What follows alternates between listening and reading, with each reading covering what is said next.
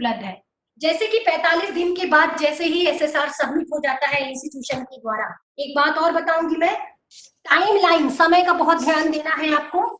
यहाँ पे सब कुछ आप यदि 45 दिन में आपने सबमिट नहीं किया तो ऑटोमेटिक आपका एसएसआर सबमिट हो जाएगा और डीबीबीबी की प्रक्रिया भी ऑटोमेटिक सबमिट हो जाएगी। तो हम आगे डेटा वैलिडेशन वेरिफिकेशन की प्रोसेस में आते हैं।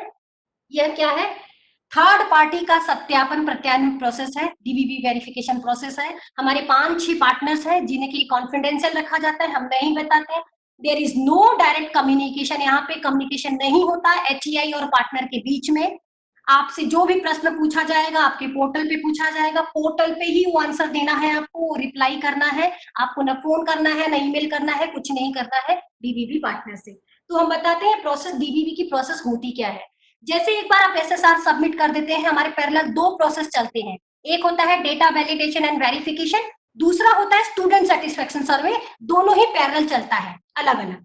स्टूडेंट सेटिस्फेक्शन सर्वे स्टूडेंट्स के लिए होता है, डेटा वैलिडेशन वेरिफिकेशन प्रोसेस सिर्फ और सिर्फ क्वांटिटेटिव मेट्रिक, मात्रात्मक मेट्रिक के लिए होता है। जैसा कि आपने देखा, लाल कलर से देख सकते हैं, रेड कलर से 115 में से 79 क्यूएनएम मेट्रिक ही जाता है डीबीबी प्रोसेस में। तो ये 115 में से 79 मेट्रिक को डीबीबी चेक करते हैं और 7 दिन के अंदर, जैसे ही आप एसएसआर सबमिट करते हैं 1-2 दिन बाद डीबीबी पार्टनर के पास जाता है, हमारे थर्ड पार्टी के पास जाता है।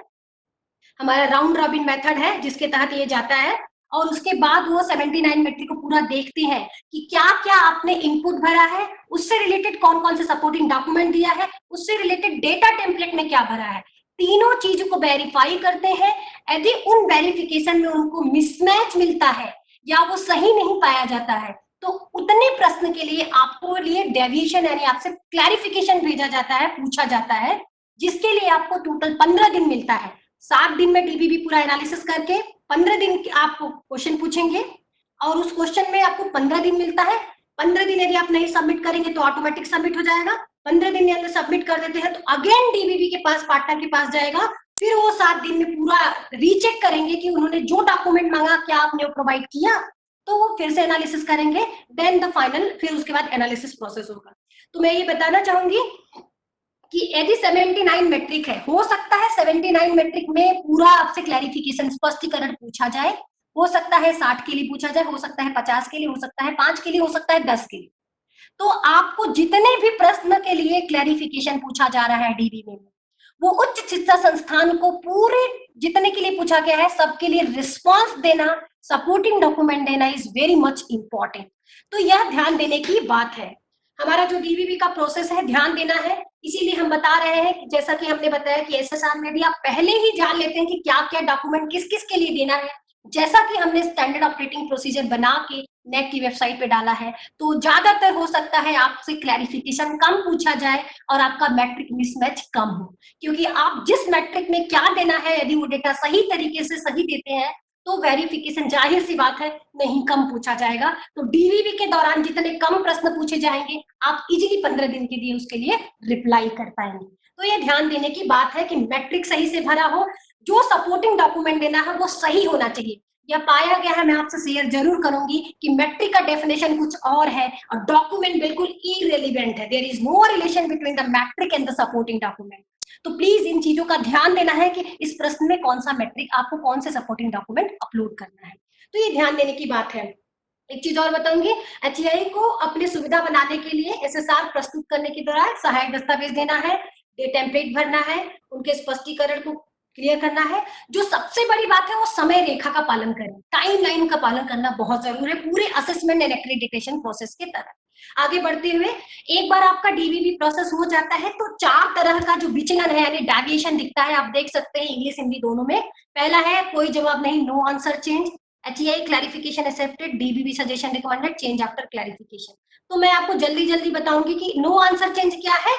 जैसा कि आपने डेटा दिया है और आपके उसी डेटा को डीबीबी ने मान लिया है क्योंकि वह डेटा आपका मैच कर जाता है सपोर्टिंग डॉक्यूमेंट और मैट्रिक से, उसे बोलते हैं नो आंसर चेंज। आप इस स्नैपशॉट में देख सकते हैं नो आंसर चेंज, ये जैसा कि 4.1.4 के लिए average percentage of budget allocation excluding salary और infrastructure augmentation during the last 5 year. आप लास्ट वाला कॉलम देखिए तो लास्ट कॉलम में लिखा है नो आंसर चेंज, तो मतलब आप देख सकते हैं जो भी आपने डेटा दिया उसे डीबीबी पार्टनर ने पाया गया, वो सत्यापन सही है, उसके लिए सपोर्टिंग डॉक्यूमेंट सही है। दूसरा जो स्टेटस है कुछ इस तरह से है जैसे कि एचईआई क्लैरिफिकेशन एक्सेप्टेड। यह क्या है, जैसा कि आप मेरे दूसरे वाले एग्जांपल में देखिए 2.3 में, एक्सटेंडेड प्रोफाइल का एग्जांपल लिया मैंने। Number of students appeared in the examination conducted by the institution yearwise during the last 5 year.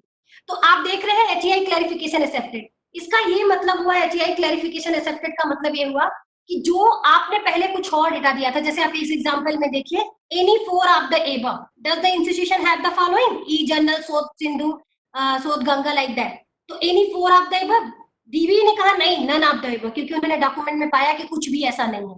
फिर एचईआई ने कहा नहीं, any four of the above, अब उससे रिलेटेड यहाँ पे सपोर्टिंग डॉक्यूमेंट प्रोवाइड किए। तो आपके डेटा को मान लिया डीबीबी ने, that is the HEI clarification accepted, but first data से अलग डेटा था, इसलिए वो एचईआई क्लैरिफिकेशन एक्सेप्टेड हो गया। थर्ड आप देख सकते हैं यहाँ पे, थर्ड जो स्टेटस है डीबीबी सजेशन रिकमेंडेड, और चौथा है चेंज आफ्टर क्लैरिफिकेशन। तो डीबीबी सजेशन रिकमेंडेड में आप ये 2.4.3 एग्जांपल देखिए, total experience of full time teacher, HEI input 1312.25 years, DVV ने कहा नहीं, क्योंकि सपोर्टिंग डॉक्यूमेंट में क्या दिखा, 1338 ईयर्स।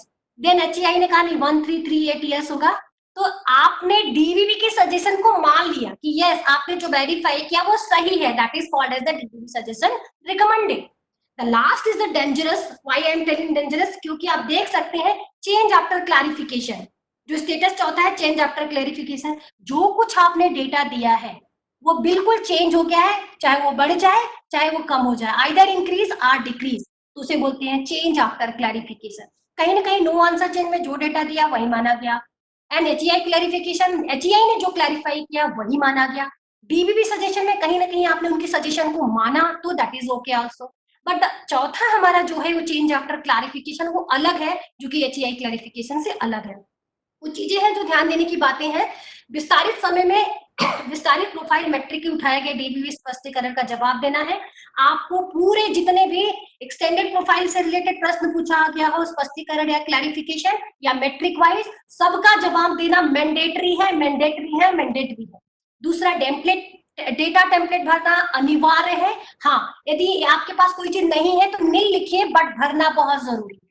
हर एक मैट्रिक के लिए 5 MB का डेटा ही आप अपलोड कर सकते हैं, तो ध्यान दीजिए, यदि उससे ज्यादा डेटा आपके पास है तो अपने एचईआई अपने वेबसाइट पे जाएंगे, वहां पे एक नैक फोल्डर बनाएंगे, मैट्रिक वाइज या एक्सटेंडेड प्रोफाइल वाइज पूरा डेटा वहां पे अपलोड करेंगे जो आप पोर्टल पे नहीं भर सकते हैं, और उसके लिए लिंक आपको डीबीबी प्रोसेस के तहत दौरान उसका लिंक आप स्पष्टीकरण प्रक्रिया बॉक्स में वहां पे प्रदान करेंगे, ताकि डीबीबी पार्टनर उस लिंक के जरिए उसे वेरीफाई कर पाए।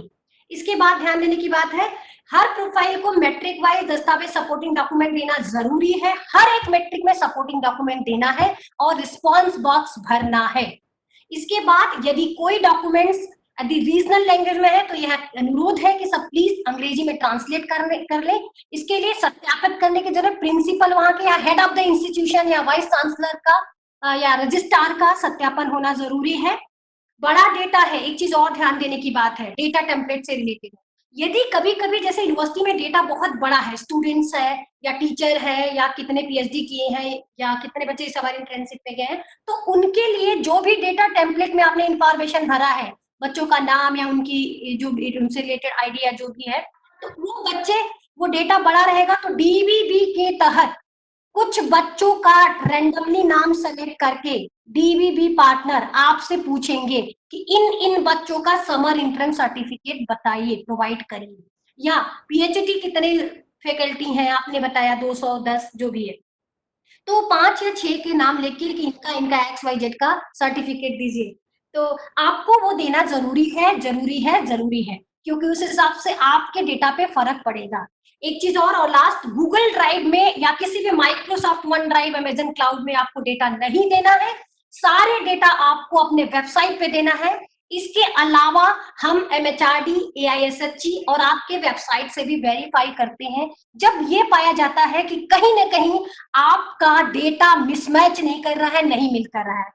एक अनुभव शेयर करेंगे कि कहीं कहीं विश्वविद्यालय ने अलग अलग डेटा दिया SID पे, ASHE इंफॉर्मेशन यानी MHRD पे, और NIRF में अलग डेटा दिया और NAC में। तो प्लीज एक एकेडमिक के लिए ईयर के लिए सेम एकेडमिक ईयर के लिए डेटा अलग कैसे हो सकता है, इन सब चीजों को ध्यान रखिए और ये गलतियां ना हो, इनको ना दोहराइए और इसके अनुसार चलिए। एक प्रोसेस है, दो प्रोसेस छोटा छोटा और है। नॉन कंप्लायंस, नॉन कंप्लायंस क्या है कि जब आपसे प्रश्न पूछा गया, सपोज 79 टोटल मैट्रिक है विश्वविद्यालय में, 60 मैट्रिक के लिए डीबीवी ने पूछा कि ये प्रोवाइड करिए, ये क्यों नहीं है, तो आपने सपोज 60 में से 2 का आंसर दिया, 5 का दिया, 4 का दिया, यानी 60 का आंसर नहीं दिया, क्लैरिफिकेशन नहीं प्रोवाइड किया, तो वेरिफिकेशन नहीं हो पाएगा।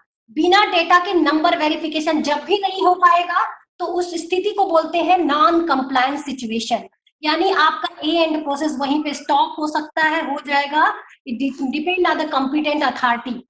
और उसके लिए आपको फिर से 1 साल के बाद आपको IITA के प्रोसेस में आना होगा।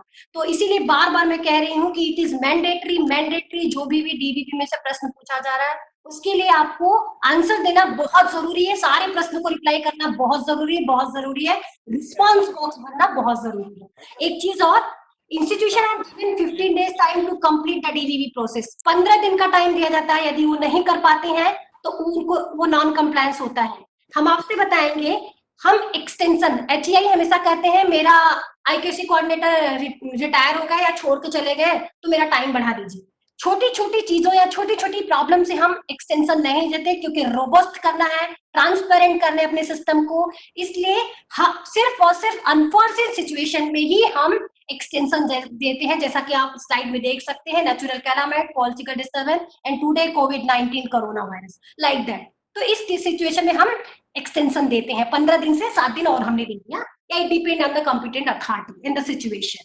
तो इस सब की बात का ध्यान देना है कि आपने यदि डीबीबी में प्रश्न आपने क्लैरिफिकेशन नहीं रिस्पॉन्स किया तो आपको एंड प्रोसेस स्टॉप हो गया और आप 1 साल बाद आएंगे फिर से। और दूसरी स्थिति होती है प्री क्वालिफिकेशन की, जैसा कि हम बताएंगे प्री क्वालिफिकेशन क्या होता है। हम जैसे ही क्वांटिटेटिव मैट्रिक, जैसा मैंने बताया 79 मैट्रिक टोटल है, तो 79 मैट्रिक के लिए आपको प्री क्वालिफिकेशन पास या फेल की सिचुएशन आती है जब 25% इक्वल टू 25% और ग्रेटर देन 25% या उससे ज्यादा, यानी टोटल जितने क्वांटिटेटिव मैट्रिक है, क्वांटिटेटिव मैट्रिक का 25% यदि आप स्कोर ले आते हैं या उससे ज्यादा तो प्री क्वालिफिकेशन पास, यह डायरेक्ट नोटिफिकेशन आपके पास जाएगा आपके पोर्टल पे, तो यानी आप प्री क्वालिफिकेशन की स्थिति को पास कर लिए हैं, नेक्स्ट प्रोसेस होगा आपका पीयर टीम विजिट। लेकिन यदि यह स्कोर 25 से कम आया तो होता है pre qualification fail, not pre qualification 5। इसके लिए आपको फिर से एएन प्रोसेस में आना होगा और 6 महीने के बाद आपको फिर से अप्लाई करना होगा। तो ये होता है प्री क्वालिफिकेशन की स्थिति। आगे का process peer team visit, logistic हमारी कलीग डॉक्टर विनीता साहू आपको एक्सप्लेन करेंगे। धन्यवाद। Next presentation is I request Dr. Shyam Singh Inda, Assistant Advisor